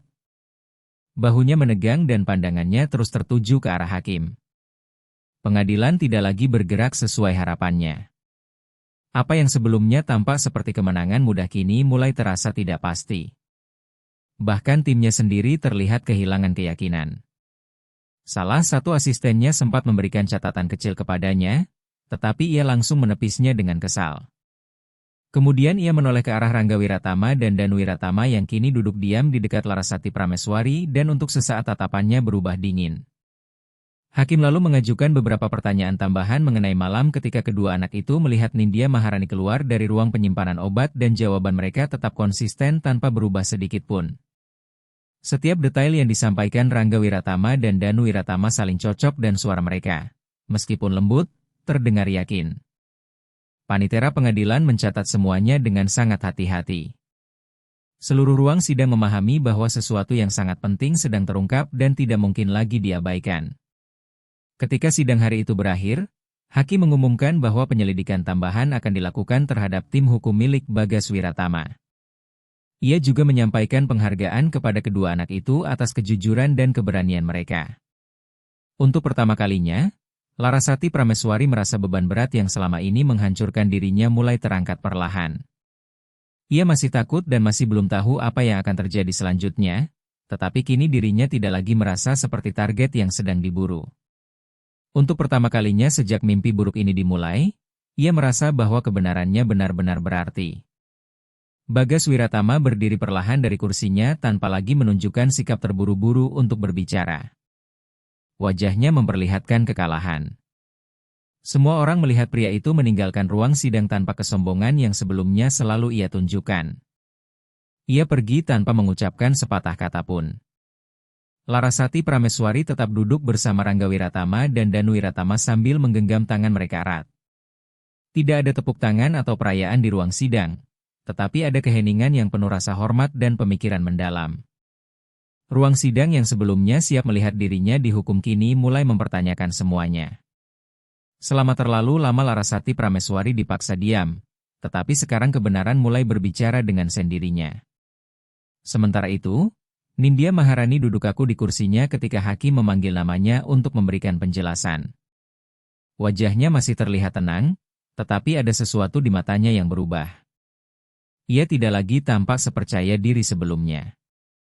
Hakim meminta penjelasan mengenai keberadaannya di area penyimpanan obat di rumah Bagas Wiratama pada malam yang disebutkan oleh kedua anak itu. Nindya Maharani bergerak gelisah di kursinya lalu dengan cepat menjawab bahwa dirinya masuk ke area tersebut secara tidak sengaja karena mengira itu adalah ruang kerja. Namun ketika hakim mengulang pertanyaannya dengan nada lebih tegas, jawabannya mulai berubah. Kali ini ia mengatakan bahwa dirinya mengikuti suara mencurigakan dan kemudian mengaku sedang mencari sesuatu yang ditinggalkan Bagas Wiratama. Perbedaan jawaban itu sangat jelas terlihat. Bisikan langsung menyebar di seluruh ruang sidang. Hakim mengernyitkan dahi sambil menulis catatan baru. Dari tempat duduknya bersama kedua anak itu, Larasati Prameswari memperhatikan semuanya dengan jantung berdebar semakin cepat. Perempuan yang selama ini membantu menghancurkan hidupnya kini mulai terlihat tidak yakin dengan ceritanya sendiri. Sesuatu akhirnya mulai runtuh. Untuk memperdalam penyelidikan, hakim menyetujui permintaan menghadirkan saksi tambahan. Salah satunya adalah seorang pegawai rumah sakit, asisten dari pusat medis yang selama ini menyediakan obat terapi untuk kedua anak itu. Pria itu tampak tenang namun serius. Ketika ditanya apakah mengenal Nindya Maharani, ia langsung mengaku pernah beberapa kali melihat perempuan itu. Lalu ia mengungkap sesuatu yang mengejutkan seluruh ruang sidang. Beberapa bulan sebelumnya, ia pernah mendengar Nindya Maharani mencoba bernegosiasi dengan dua pria mengenai pembelian dosis tambahan obat langka. Ia bahkan sempat menyebut ada pembeli yang bersedia membayar sangat mahal dan cara bicaranya membuat situasi terdengar seolah itu bukan pertama kalinya ia melakukan hal seperti itu. Ruang sidang langsung bereaksi keras. Orang-orang terkejut dan beberapa bahkan berdiri karena tidak percaya dengan apa yang mereka dengar. Larasati Prameswari merasakan tubuhnya dingin. Ia menatap hakim lalu kembali melihat ke arah perempuan yang selama ini mencoba menghancurkan dirinya. Nindya Maharani tetap diam dengan wajah pucat. Ia tidak membantah satupun perkataan pegawai rumah sakit itu. Ia tidak mengatakan apa-apa. Ketegangan memenuhi seluruh ruangan. Hakim segera memerintahkan pemeriksaan menyeluruh terhadap semua dokumen yang sebelumnya diajukan oleh pihak jaksa. Dalam hitungan menit, petugas pengadilan keluar untuk mengambil seluruh berkas dari tim hukum milik Bagas Wiratama. Ketika mereka kembali, sebuah map tebal diserahkan kepada hakim. Hakim mulai membuka halaman demi halaman sambil beberapa kali berhenti untuk memeriksa tanggal, tanda tangan, dan memo internal. Setelah beberapa saat ia mengangkat kepala lalu berbicara dengan suara jelas bahwa sebagian formulir ternyata sudah diubah dan catatan pengiriman obat tidak sesuai dengan data resmi rumah sakit. Tanda tangan pada dokumen-dokumen itu terlihat seperti hasil duplikasi dan semakin jelas bahwa beberapa dosis obat terapi telah dialihkan tanpa dokumen resmi yang sah. Hakim kemudian membacakan salah satu halaman dengan suara keras. Di dalamnya tertulis pengambilan 3 unit obat langka tanpa persetujuan resmi. Larasati Prameswari mendengarkan semuanya dengan tubuh gemetar sementara air mata terus mengalir di pipinya. Akhirnya kebenaran benar-benar muncul ke permukaan. Penjahat yang sebenarnya bukanlah pengasuh anak yang dituduh berkhianat, melainkan seorang pengacara yang selama ini dipercaya untuk membela keadilan. Ruang sidang kembali menjadi sunyi total. Untuk pertama kalinya setelah berhari-hari hidup dalam mimpi buruk, Larasati Prameswari merasa dadanya sedikit lega. Kebenaran akhirnya berbicara. Seluruh ruangan tampak terpaku. Tidak ada yang bergerak dan tidak ada yang berbicara. Bahkan para wartawan berhenti mengetik selama beberapa detik. Semua yang sebelumnya dikatakan tentang Larasati Prameswari, setiap judul berita, setiap hinaan, dan setiap tuduhan kini mulai runtuh satu persatu. Hakim segera memerintahkan petugas pengadilan untuk menempatkan Nindya Maharani di bawah penyelidikan resmi. Perempuan itu tidak melawan dan tidak mengucapkan sepatah kata pun. Wajahnya kosong tanpa ekspresi dan matanya terus tertuju ke lantai, menghindari kontak mata dengan siapapun. Sementara itu Larasati Prameswari, yang masih menggenggam tangan Rangga Wiratama dan Danu Wiratama, menundukkan kepala lalu menangis pelan. Kali ini itu bukan tangisan ketakutan ataupun rasa sakit, melainkan tangisan lega. Beban berat yang selama ini menghancurkannya perlahan mulai terangkat. Ruang sidang tidak lagi memusuhinya.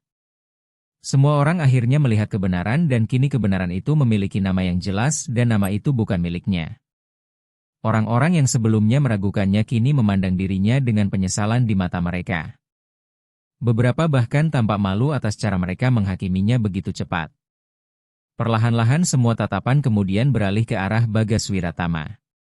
Sejak identitas pelaku sebenarnya terungkap, pria itu belum mengucapkan sepatah kata pun.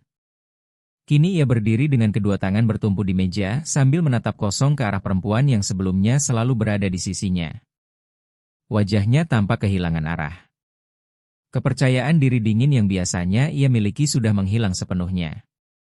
Hakim kemudian bertanya langsung apakah dirinya ingin memberikan komentar. Bagas Wiratama tidak langsung menjawab.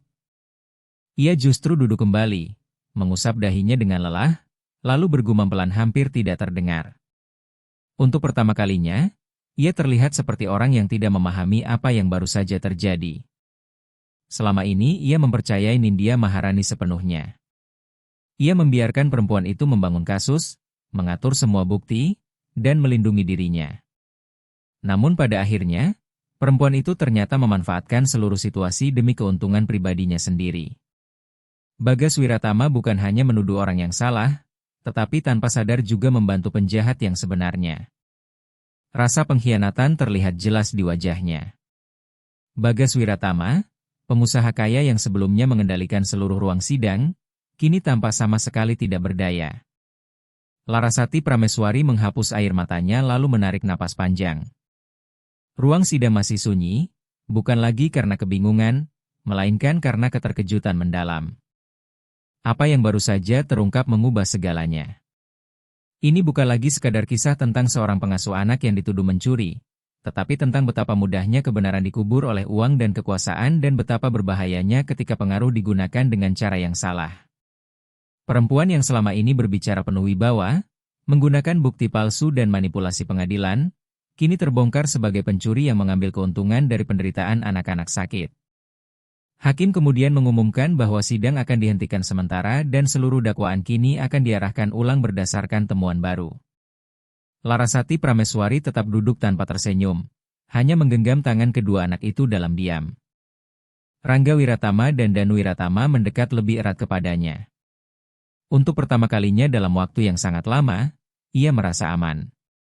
Kini seluruh ruang sidang akhirnya melihat apa yang selama ini ia ketahui. Ia bukan musuh mereka. Keheningan yang memenuhi ruangan mengatakan semuanya. Kebenaran tidak lagi tersembunyi dan semua orang sudah melihatnya dengan jelas. Setelah beberapa saat, Bagas Wiratama perlahan berdiri dari kursinya. Suaranya kali ini terdengar lebih keras dari sebelumnya saat ia mencoba kembali mengendalikan keadaan. Ia memandang hakim lalu mengatakan bahwa dirinya sama sekali tidak tahu apa yang dilakukan pengacaranya dan bahwa ia mempercayai perempuan itu seperti semua orang lain. Namun sebelum sempat melanjutkan, hakim langsung mengangkat tangan untuk menghentikannya.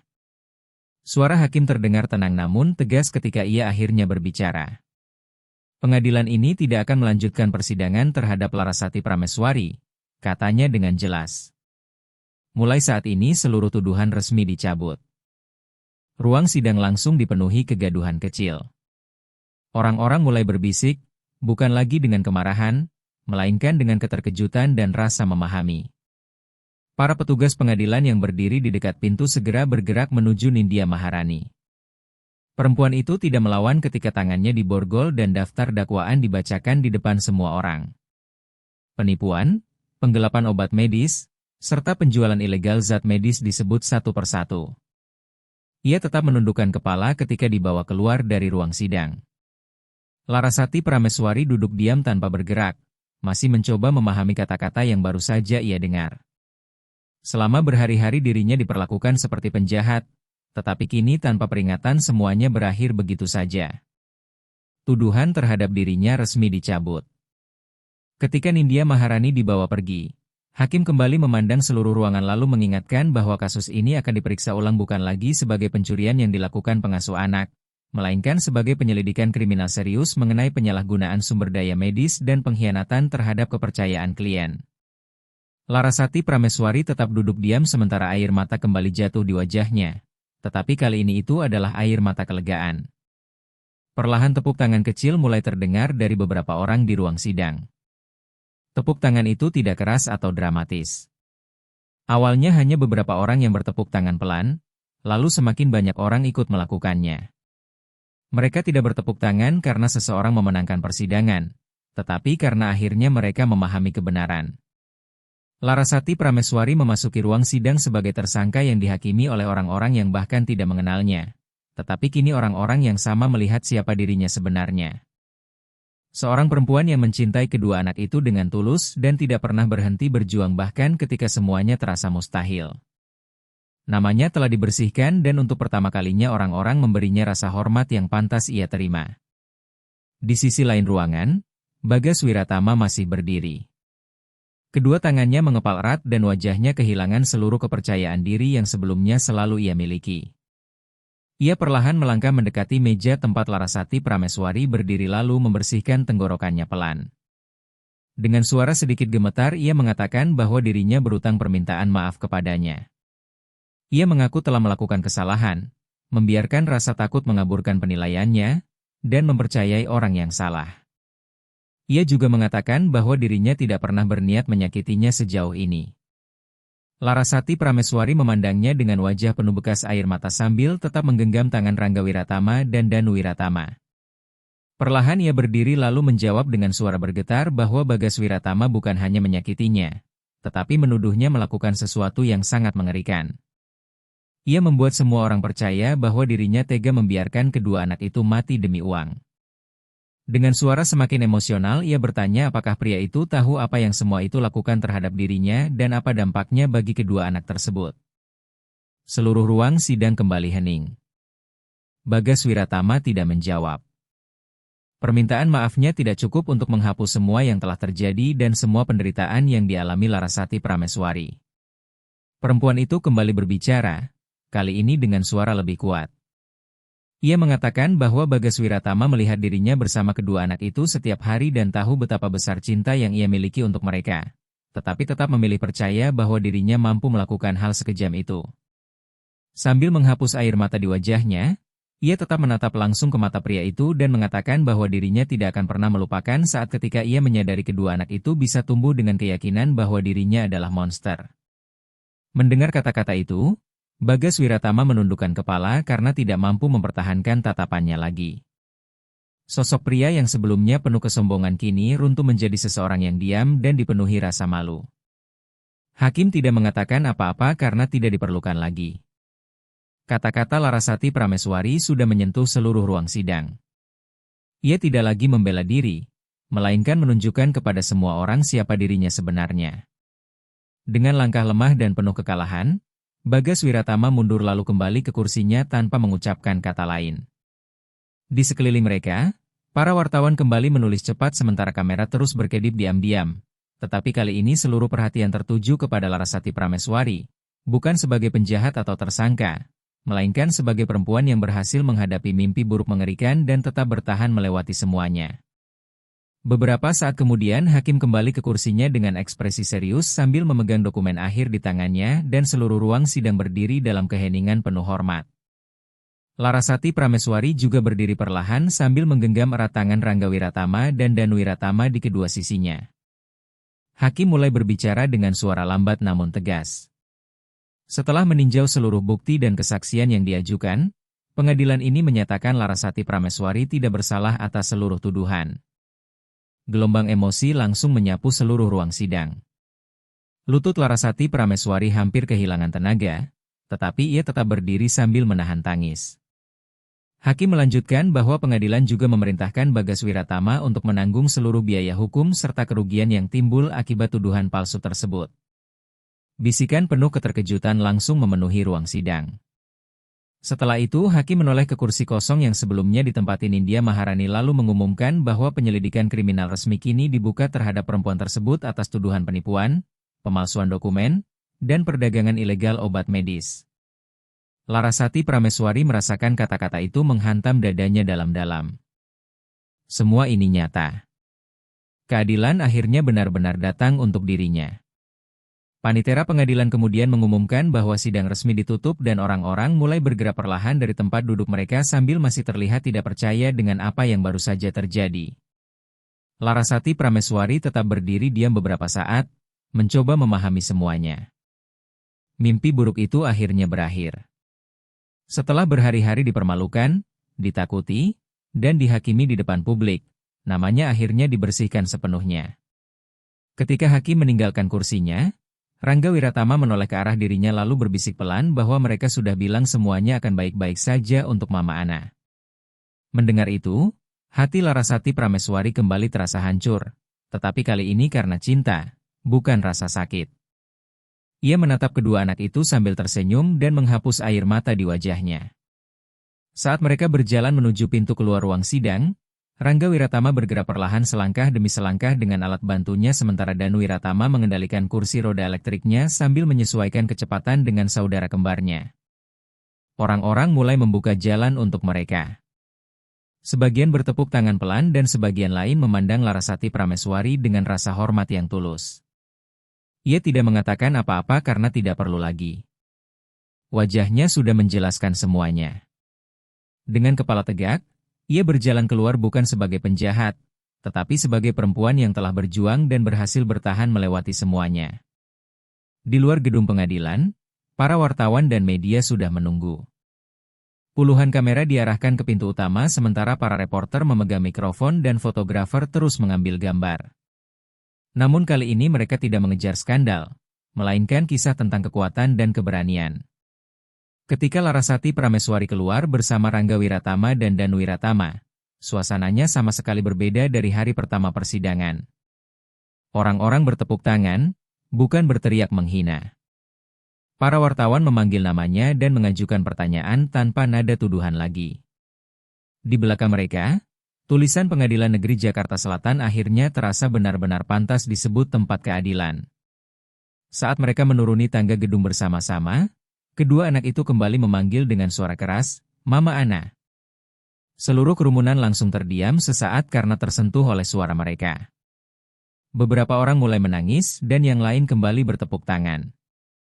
Tidak ada pidato panjang ataupun pernyataan resmi, hanya Larasati Prameswari, kedua anak yang dicintainya, dan momen yang selama ini mereka perjuangkan bersama. Gambar itu saja sudah cukup menjadi berita utama di seluruh negeri. Larasati Prameswari berjalan keluar sebagai perempuan bebas dengan nama yang telah dibersihkan, ditemani oleh dua anak yang sebelumnya dituduhkan telah ia khianati dan kini menunjukkan kepada seluruh dunia siapa dirinya sebenarnya. Dalam hitungan jam, media di seluruh Indonesia mulai memberitakan kasus itu.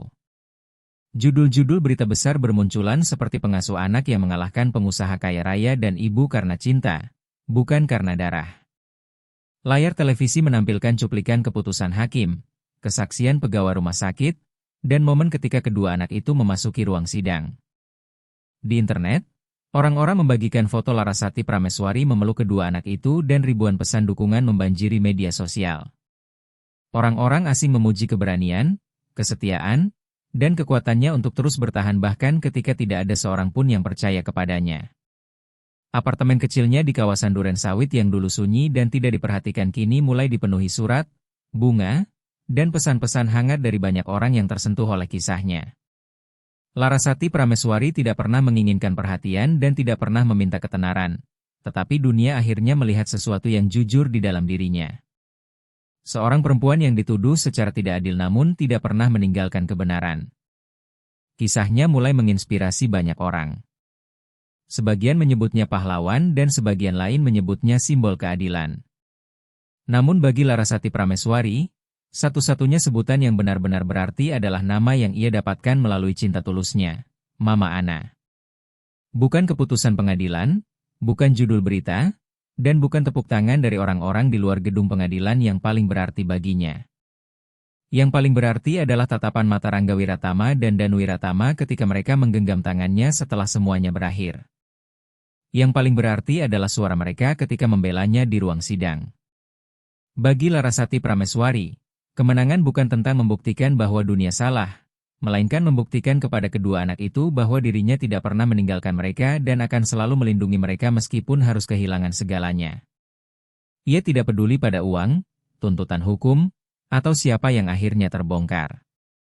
Yang penting baginya adalah kenyataan bahwa kebenaran masih hidup dan tidak bisa dibeli, dipalsukan, ataupun dihapus. Larasati Prameswari pernah dituduh melakukan hal paling kejam, tetapi ia tidak pernah berhenti menjadi dirinya sendiri dan pada akhirnya itulah yang menyelamatkannya. Itulah kemenangan yang sebenarnya. Dan kemenangan itu tidak akan pernah bisa diambil lagi darinya. Kini Larasati Prameswari bukan lagi sekadar pengasuh anak di rumah seorang pria kaya. Dunia melihat dirinya sebagai sosok yang selama ini memang ia miliki. Seorang perempuan dengan integritas, kekuatan, dan cinta yang tidak bisa dihancurkan oleh kebohongan apapun.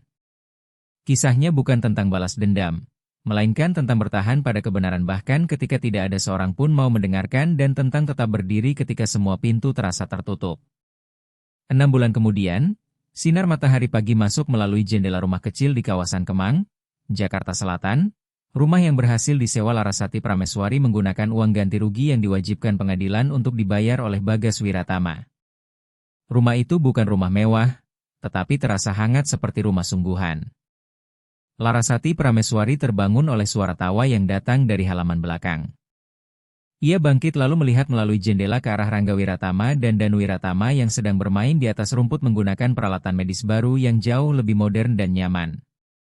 Kondisi kesehatan mereka membaik dengan sangat cepat setelah Larasati Prameswari berhasil membawa mereka ke para spesialis terbaik di RSUP Nasional Dr. Cipto Mangunkusumo Jakarta. Bukan hanya karena kini dirinya memiliki cukup uang, tetapi juga karena akhirnya ia bisa mengambil keputusan medis sebagai wali hukum resmi mereka. Proses adopsi selesai 3 bulan sebelumnya. Bagas Wiratama, yang hancur oleh skandal dan rasa bersalah, secara sukarela menyerahkan hak asuh kedua anak itu. Perusahaannya mulai bangkrut dan reputasinya runtuh. Penyelidikan membuktikan bahwa Nindya Maharani selama bertahun-tahun menggelapkan obat-obatan menggunakan koneksinya dengan keluarga Wiratama. Bagas Wiratama memang benar-benar tidak mengetahui semuanya, tetapi hal itu tidak menghapus tanggung jawabnya karena telah menuduh orang yang tidak bersalah. Larasati Prameswari turun ke dapur dan menemukan kedua anak itu sedang sarapan di meja makan kecil yang sengaja ia beli dengan ukuran khusus agar sesuai dengan kursi roda mereka. Dengan senyum cerah, Kedua anak itu berkata bersamaan seperti yang selalu mereka lakukan setiap pagi selama 6 bulan terakhir. Selamat pagi, Mama. Larasati Prameswari tersenyum hangat lalu mencium kepala mereka satu persatu sambil menjawab, "Selamat pagi, sayang Mama." Pada akhir pekan, beberapa orang yang pernah mendukungnya selama persidangan sering datang berkunjung. Pegawai rumah sakit yang dulu bersaksi untuknya kini menjadi teman dekat keluarga mereka. Beberapa wartawan yang pernah meliput kasus itu juga kadang datang, bukan untuk wawancara, tetapi hanya ingin melihat keadaan mereka. Larasati Prameswari menolak semua tawaran menulis buku, membuat film, ataupun tampil di acara televisi. Kisah itu terlalu pribadi baginya dan hanya milik dirinya bersama kedua anak itu. Sambil menggeser kursi rodanya lebih dekat ke meja makan, Danu Wiratama bertanya apakah hari itu mereka akan kontrol ke Dr. Arya Pratama. Larasati Prameswari mengangguk sambil tersenyum dan mengatakan bahwa dokter juga bilang kondisi mereka berkembang sangat baik dengan pengobatan baru yang sekarang mereka jalani. Kondisi Rangga Wiratama dan Danu Wiratama benar-benar mulai membaik, bukan hanya secara fisik tetapi juga secara emosional. Kadang-kadang mereka masih mengalami mimpi buruk tentang hari-hari ketika Larasati Prameswari tidak ada di sisi mereka. Tetapi mimpi buruk itu semakin jarang terjadi. Pada sore hari, Larasati Prameswari membawa kedua anak itu ke Taman Langsat di Jakarta Selatan, tempat yang kini mereka kunjungi setiap hari Jumat. Itu sudah menjadi bagian dari rutinitas mingguan mereka. Sekolah di pagi hari, terapi di tengah minggu, lalu bermain dan berolahraga di taman setiap akhir pekan. Sambil mendorong ayunan khusus milik Danu Wiratama dan membantu Rangga Wiratama menjalani latihan fisioterapi ringan, Larasati Prameswari memikirkan betapa banyak hidupnya berubah. Bukan hanya keadaan di luar dirinya, tetapi juga dirinya sendiri. Ia menemukan kekuatan yang sebelumnya tidak pernah ia sadari. Kekuatan yang lahir bukan dari kemarahan atau keinginan membalas dendam, melainkan dari cinta tulus dan tekad untuk melindungi orang-orang yang paling berarti dalam hidupnya. Saat sedang beristirahat dari latihan, Rangga Wiratama tiba-tiba memanggilnya pelan dan bertanya apakah dirinya menyesal pernah melalui semua kejadian mengerikan itu. Sedih, datang ke pengadilan, dan dituduh melakukan hal-hal buruk. Pertanyaan itu membuat Larasati Prameswari terdiam sesaat. Dengan lembut ia bertanya kembali apa maksud anak itu. Rangga Wiratama lalu menjelaskan bahwa ia sedang bertanya tentang semua penderitaan yang pernah dialami mereka bersama. Mendengar itu, Larasati Prameswari menghentikan ayunan lalu berlutut di depan kedua anak tersebut. Dengan mata hangat penuh kasih, ia berkata bahwa jika dirinya harus melewati semua itu sekali lagi demi membuktikan bahwa mereka benar-benar keluarganya, maka ia akan melakukannya tanpa ragu. Mendengar jawaban itu, Danu Wiratama mengulurkan tangan dan menyentuh wajahnya pelan sambil berkata bahwa mereka juga akan melewati semuanya lagi demi bisa tetap bersama dirinya. Namun kemudian Rangga Wiratama tersenyum kecil lalu mengatakan bahwa sekarang mereka tidak perlu lagi melakukannya karena mereka sudah menjadi keluarga sungguhan untuk selamanya. Larasati Prameswari langsung memeluk kedua anak itu erat di tengah taman yang diterangi matahari sore Jakarta. Di sekitar mereka, keluarga lain bermain bersama, anak-anak berlarian, dan para orang tua berbincang santai. Itu adalah kehidupan yang normal, kehidupan nyata, dan kehidupan yang damai. Malam harinya, setelah kedua anak itu tertidur, Larasati Prameswari duduk sendirian di balkon kecil rumah mereka sambil memegang secangkir teh hangat. Di atas meja terdapat sebuah surat yang datang siang tadi namun belum sempat ia buka. Surat itu berasal dari Bagas Wiratama. Dengan jemari ragu, ia membuka amplop tersebut lalu mulai membaca. Dalam surat itu, Bagas Wiratama menulis bahwa dirinya tahu ia tidak berhak menghubunginya lagi dan sadar bahwa mungkin Larasati Prameswari tidak ingin mendengar apapun darinya. Tetapi ada hal-hal yang harus ia katakan setidaknya demi dirinya sendiri. Selama 6 bulan terakhir sejak semua kejadian itu terjadi, ia terus memikirkan siapa dirinya dulu dan menjadi apa dirinya sekarang. Menurutnya, kesuksesan, uang, dan kekuasaan membuatnya lupa pada hal-hal yang benar-benar penting dalam hidup. Ia mengakui bahwa Larasati Prameswari selalu memahami apa yang paling penting dan selalu menempatkan kedua anak itu di atas segalanya. Bahkan ketika dirinya menuduhnya melakukan hal paling kejam dan ketika seluruh dunia berbalik melawannya. Dalam surat itu ia juga mengatakan bahwa dirinya akan meninggalkan Indonesia. Perusahaannya sudah bangkrut dan reputasinya hancur. Namun menurutnya, Semua itu bukan rasa sakit terbesar. Yang paling menyakitkan baginya adalah kesadaran bahwa dirinya hampir menghancurkan satu-satunya orang yang benar-benar mencintai kedua anaknya dengan tulus. Ia mengatakan bahwa Rangga Wiratama dan Danu Wiratama terlihat bahagia bersama Larasati Prameswari. Ia melihatnya dari foto-foto yang beredar di media sosial dan laporan medis yang masih ia terima. Kedua anak itu kini tumbuh, tersenyum, dan benar-benar hidup dengan cara yang tidak pernah mereka rasakan ketika masih bersamanya. Bagas Wiratama tidak meminta maaf karena sadar dirinya tidak pantas menerimanya. Ia hanya mengakui satu kenyataan bahwa Larasati Prameswari adalah ibu yang selama ini dibutuhkan kedua anak itu sementara dirinya hanyalah pria yang hampir menghancurkan kesempatan itu. Ia menutup surat tersebut dengan harapan agar Larasati Prameswari menjaga kedua anak itu baik-baik karena menurutnya itulah yang selalu ia lakukan sejak awal. Setelah selesai membaca, Larasati Prameswari melipat surat itu perlahan. Ia tidak merasakan kemarahan ataupun kesedihan lagi, hanya perasaan lega yang aneh namun menenangkan. Bagas Wiratama memang kehilangan segalanya, tetapi dirinya justru mendapatkan satu hal yang selama ini paling ia inginkan, sebuah keluarga. Ia bangkit lalu berjalan menuju kamar kedua anak itu. Rangga Wiratama tertidur sambil memeluk buku cerita favoritnya sementara tangan Danu Wiratama terulur keluar dari tempat tidur seolah sedang mencari seseorang. Dengan lembut Larasati Prameswari merapikan buku di pelukan Rangga Wiratama lalu menggenggam tangan Danu Wiratama beberapa saat dalam diam penuh kasih. Kedua anak itu tersenyum kecil dalam tidur mereka. Larasati Prameswari kembali ke balkon rumah lalu memandang langit malam Jakarta yang dipenuhi bintang samar di antara cahaya kota. Dalam diam ia memanjatkan doa penuh rasa syukur, bukan karena orang-orang yang menyakitinya akhirnya jatuh, tetapi karena dirinya diberi kesempatan untuk mencintai dan dicintai. Bersyukur karena bisa menjadi ibu bagi dua anak paling luar biasa yang pernah ia kenal, karena kebenaran yang meskipun sempat terkubur oleh kebohongan dan kekuasaan akhirnya selalu menemukan jalannya untuk muncul kembali, dan karena kekuatan yang ia temukan di dalam dirinya sendiri, kekuatan yang lahir bukan dari kebencian, tetapi dari cinta tanpa syarat. Larasati Prameswari pernah memasuki ruang sidang itu sebagai pengasuh anak yang dituduh secara tidak adil, tetapi ia keluar sebagai seorang ibu yang menang. Namun kemenangan sebenarnya bukanlah keputusan hakim ataupun runtuhnya orang-orang yang pernah menuduhnya.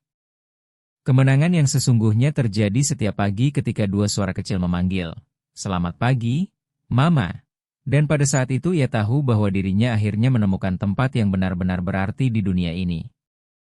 Namanya adalah Larasati Prameswari. Ia adalah ibu dari Rangga Wiratama dan Danu Wiratama, dan hanya itulah identitas yang paling penting baginya. Kisah yang dimulai dari tuduhan kejam akhirnya berubah menjadi kisah tentang cinta, keadilan, dan keluarga. Dan seperti semua kisah keluarga terbaik, cerita itu tidak pernah benar-benar berakhir. Cerita itu terus hidup setiap hari, di dalam setiap senyuman, setiap pelukan, dan setiap momen sederhana namun luar biasa sebagai keluarga sungguhan. Beberapa pertarungan dimenangkan di ruang pengadilan, tetapi ada juga pertarungan yang dimenangkan di dalam hati manusia. Dan kemenangan paling penting adalah kemenangan yang mampu mengubah rasa sakit menjadi cinta, kebohongan menjadi kebenaran, dan orang asing menjadi keluarga. Sekarang ceritakan nama kalian dan dari kota mana kalian menonton kisah ini. Tinggalkan pendapat kalian di kolom komentar dan jangan lupa memberikan like. Jika kalian pernah mengalami kisah serupa atau mengenal seseorang yang pernah melewati hal seperti ini, bagikan cerita kalian bersama kami. Dukungan kalian sangat berarti bagi keluarga di channel Cerita Keluarga Drama. Jangan lupa subscribe agar tidak ketinggalan kisah-kisah lain yang menyentuh hati.